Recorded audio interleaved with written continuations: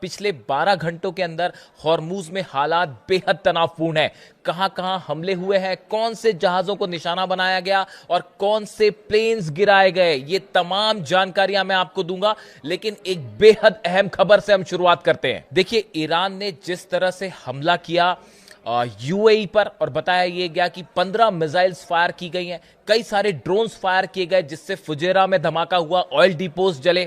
उसके बाद ये कयास लगने शुरू हो गए हैं कि आखिर ईरान ने यूएई पर हमला क्यों किया, अमेरिका की शिप पर और अमेरिका के प्लेन्स पर हमले क्यों किए गए।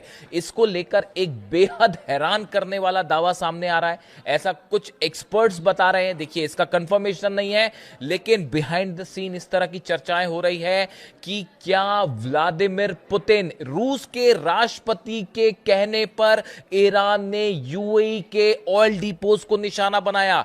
क्या रूस के राष्ट्रपति व्लादिमीर पुतिन के इशारे पर अमेरिकी शिप्स को निशाना बनाया गया हॉर्मूज में। देखिए, ये एक ऐसी थ्योरी है जो कई डिफेंस एक्सपर्ट इसकी चर्चा कर रहे हैं, जिसे समझना पड़ेगा असल में ये है क्या। शायद आप पहली बार इस बारे में सुन रहे हो। ये बड़ा हैरान करने वाला दावा है। अगर आप देखें, पिछले 15 से 20 दिनों के अंदर जो रूस की तुआप्से ऑयल रिफाइनरी है, सबसे बड़ी रिफाइनरी रूस की, उसके ऊपर 4 बार अटैक होते हैं, 4 बार ड्रोन अटैक्स हुए। देखिए, मैंने खुद ने ये वीडियो बनाए थे कि क्या डोनाल्ड ट्रंप के इशारे पर रूस की ऑयल रिफाइनरीज पर हमला हुआ।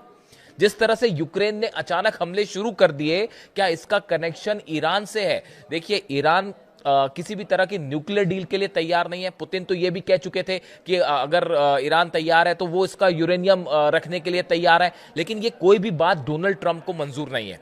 क्या डोनाल्ड ट्रंप इस तरह से देखते हैं कि पुतिन के रहते किसी तरह का कोई समझौता ईरान नहीं करेगा अमेरिका से? और क्या यही वजह है कि यूक्रेन के जरिए डोनाल्ड ट्रंप रूस की ऑयल रिफाइनरीज को निशाना बना रहे हैं? एक के बाद एक 15 से 20 दिनों के अंदर 5-6 बड़ी ऑयल रिफाइनरीज पर हमला होना बड़े सवाल खड़े करता है, जिसके बाद ये कयास लगाए जा रहे हैं।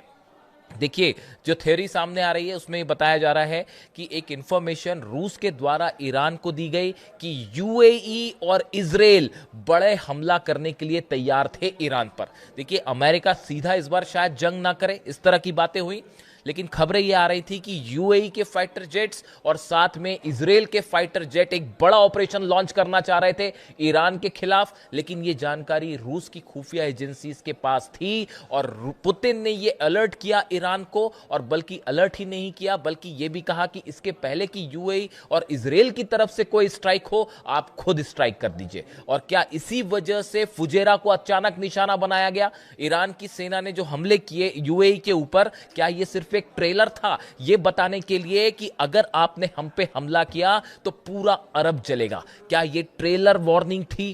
क्या इजराइल को यह संदेश दिया गया? क्या डोनाल्ड ट्रंप को यह संदेश दिया गया? क्या यूएई को यह संदेश दिया गया कि ईरान के खिलाफ अगर किसी भी तरह का एडवेंचरिज्म करेंगे, आप किसी भी तरह के हमले की कोशिश करेंगे, तो ईरान की सेना पिछली बार के मुकाबले ज्यादा बड़ा जवाब देगी।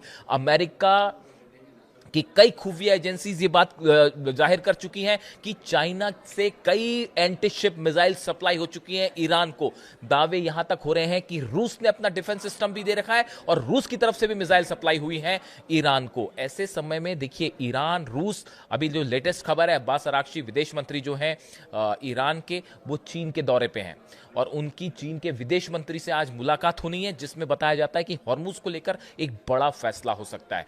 देखिए, रूस और चीन और ईरान तीनों मिलकर इस बात को तय कर चुके हैं कि हॉर्मुज में किसी भी तरह से 1 इंच भी कंट्रोल नहीं छोड़ा जाएगा। यह बात ईरान की तरफ से साफ कर दी गई है कि अमेरिका अगर यहां अपने वॉरशिप लाना की कोशिश करता है, जैसे अमेरिका ने कोशिश की अपने वॉरशिप लाके एस्कॉर्ट करके जहाजों को निकालने के लिए, यह बात ना पुतिन को मंजूर है, ना चीन को मंजूर है जिनपिंग को, और ना ही ईरान को मंजूर है।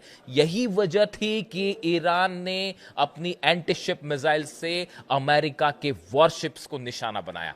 कल जिस तरह से खबरें आई कि एक KC-135 जो जेट रिफ्यूलिंग जेट है, इस पर मिसाइल्स फायर की गई और यूएई पर हमले, ये ईरान का वो एग्रेसिव पोस्चर है जो संभवतः पुतिन के इशारे पर ईरान ने अचानक ये कदम उठाया। देखिए, इसको लेकर तमाम खबरें हैं कि ईरान में जो पॉलिटिकल लीडरशिप है, क्या वो इस बात के लिए तैयार नहीं थी कि यूएई पे हमला किया जाए या ना किया जाए।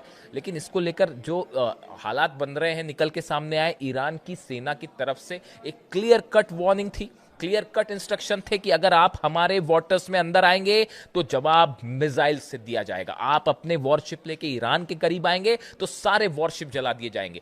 ये अप्रोच ईरान की सेना का है, ये अप्रोच अली खामेनी साहब के विजन का है। उन्होंने हमेशा ये बात साफ की कि अगर दुश्मन आप पे अटैक करता है, आप उसको उसी की भाषा में जवाब दीजिए। ये आखिरी संदेशों में से एक संदेश था अली खामेनी साहब का, आप उनके सोशल मीडिया पर जाके चेक कर सकते हैं।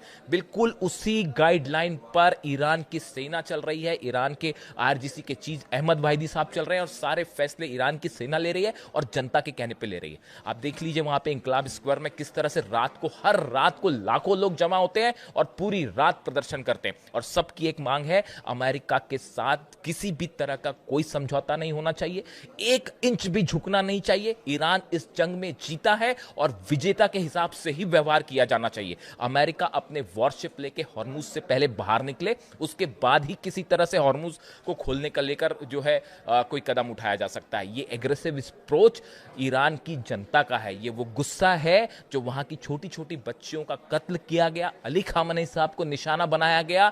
ये बात ईरान की जनता कभी नहीं भूलेगी और यही एग्रेशन और गुस्सा अब ईरान की सेना में देखने को मिल रहा है। और हॉर्मुज के हालात कैसे हैं वो आप जान ही रहे हैं, यानी किसी भी क्षण एक ऐसी जंग छिड़ सकती है जो कि पूरे मिडिल ईस्ट को सुलगाएगी। और ये जो हमले ईरान की तरफ से हुए, चाहे यूएई पे हो, चाहे अमेरिकी जहाज़ों पे हो, ये एक सिर्फ ट्रेलर था ये बताने के लिए कि हिम्मत मत करिएगा हॉर्मुज में कदम रखने की। और क्या इसको पूरी बैकिंग पुतिन की तरफ से है, चाइना की तरफ से है, ये एक ऐसी थ्योरी है जिसको प्रूफ नहीं किया जा सकता। लेकिन इसको लेकर इस तरह के दावे हैं, कयास है कि पुतिन की तरफ से ना सिर्फ सूचना दी गई थी कि यूएई और इजराइल बड़ा हमला कर सकते हैं, बल्कि यह भी कहा गया कि वो हमले करते हैं उसके पहले आप एक ट्रेलर दे दीजिए, वार्निंग दे दीजिए। और क्या इसी वजह से ईरान ने हमला किया? देखिए, ये वो सवाल है जिसको लेकर अपनी अपनी राय है। आप क्या सोचते हैं कमेंट करके जरूर बताइए। वीडियो कैसा लगा बताइएगा। जो भी अपडेट होगा, नया अपडेट आएगा हॉर्मुज से, खासतौर पर अब्बास अरागची साहब और विदेश मंत्री चीन के वांग यी की मुलाकात में क्या होता है, इस पर नजर रहेगी। जो भी अपडेट होगा आप तक पहुंचाएंगे। कमेंट करके बताइए वीडियो कैसा लगा। Thank you so much.